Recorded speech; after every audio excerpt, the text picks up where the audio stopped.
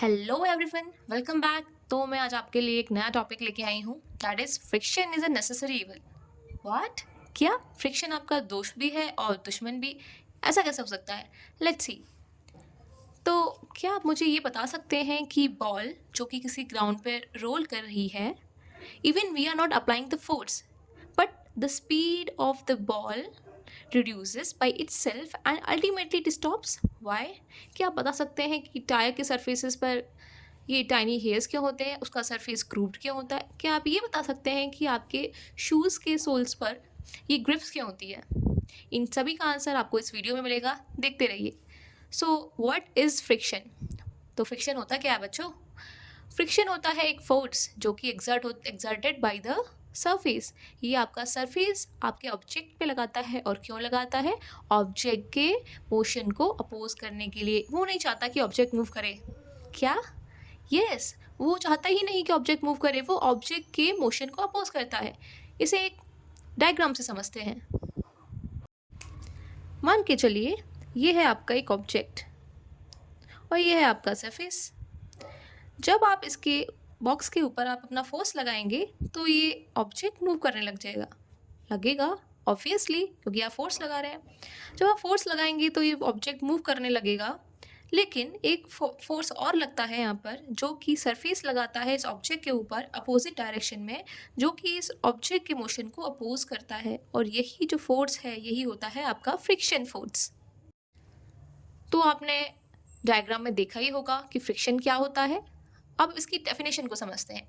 Friction is a force that resist motion when the surface of one object comes in contact with the surface of another. It means when the two objects are in contact, जब आपके दो object contact में होते हैं, friction force तभी apply होगा। Students, it's a very important point to note कि अगर आपके ऑब्जेक्ट कांटेक्ट में नहीं है, फ्रिक्शन फोर्स भी एग्जर्ट नहीं होगा। अगर ऑब्जेक्ट कांटेक्ट में है तभी फ्रिक्शन फोर्स लगेगा। और ये क्या करता है? ये ऑब्जेक्ट के मोशन को रेसिस्ट करता है, अपोज करता है, रोकता है। तो जब दो सरफेसेस, अब आपके दो सरफेसेस सॉरी दो ऑब्जेक्ट्स कांटेक्ट में होते हैं, तो जो सरफेस है जो उस ऑब्जेक्ट के ऊपर फोर्स लगा रहा है, जो उसकी कांटेक्ट में आया है, जो कि उसके मोशन को रेसिस्ट करता है, उसी फोर्स को हम क्या कहते हैं? फ्रिक्शन कहते हैं। इस आप डायग्राम में देख सकते हैं, यहाँ है आपका डायरेक्शन ऑफ फोर्स। यहाँ से आप फोर्स लगा रहे हैं, फोर्स इस डायरेक्शन से लग रहा है, तो मोशन आपका इस डायरेक्शन में हो रहा है। और इसके अपोजिट डायरेक्शन में आपका क्या है? Direction of friction. This is the direction of friction which is opposite to the direction of force, which is opposite to the direction of motion.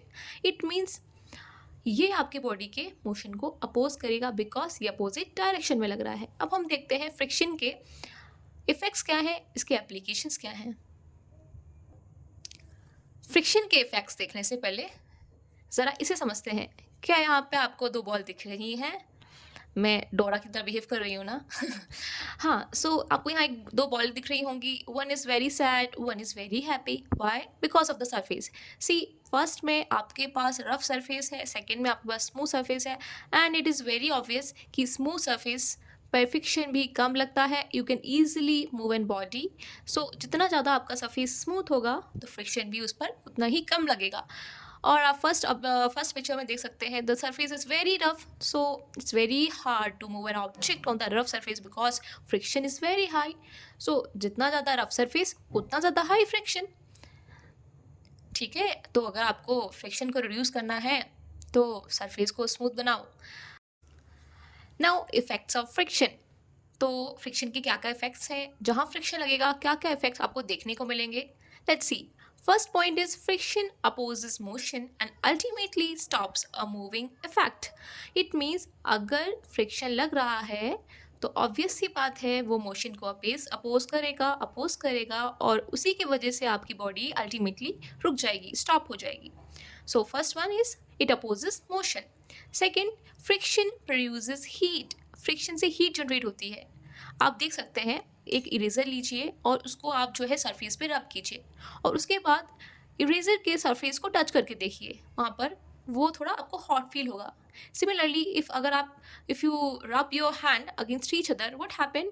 आपके हाथ भी गर्म हो जाएंगे फ्रिक्शन की वजह से। तो फ्रिक्शन आपका हीट प्रोड्यूस करता है। इवन आपकी मशीन्स या व्हीकल्स जो कि बहुत लंबे समय से जब काम कर रहे हैं वो भी आपके हीटअप हो जाते हैं फ्रिक्शन के कारण।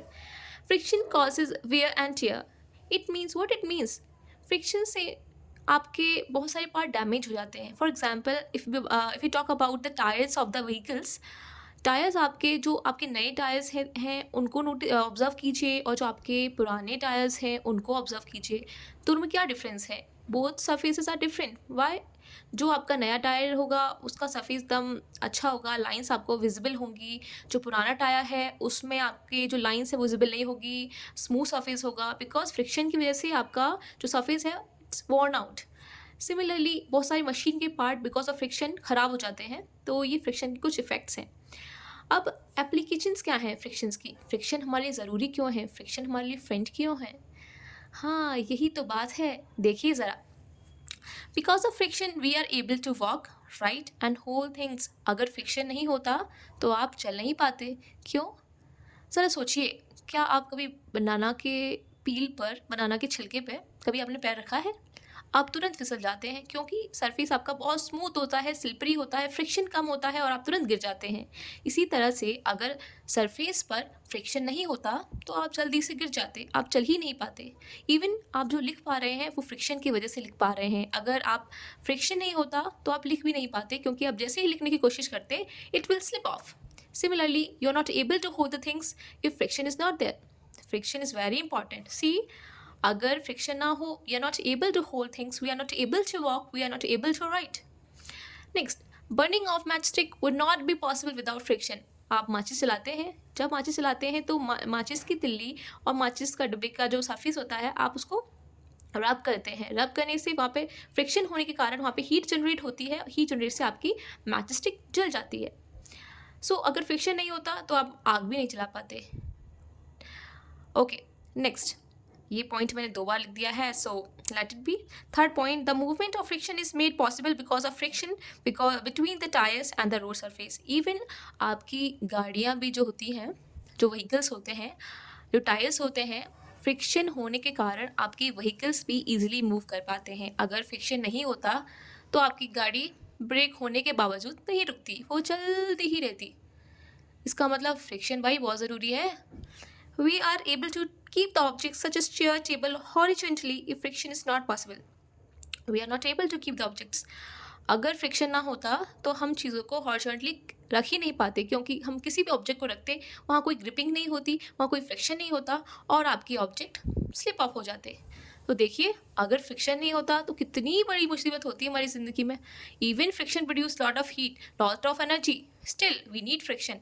इसलिए तो मैं कह रही थी क्या कि friction is a necessary evil. Understood? Yes.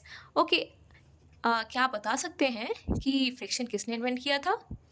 ये रहा उनका नाम, लियोनार्डो दा विंची। ओके, सो बाय बाय। आगे हम नया टॉपिक लेके आएंगे विद नए एग्जाम्पल्स के साथ। Bye bye.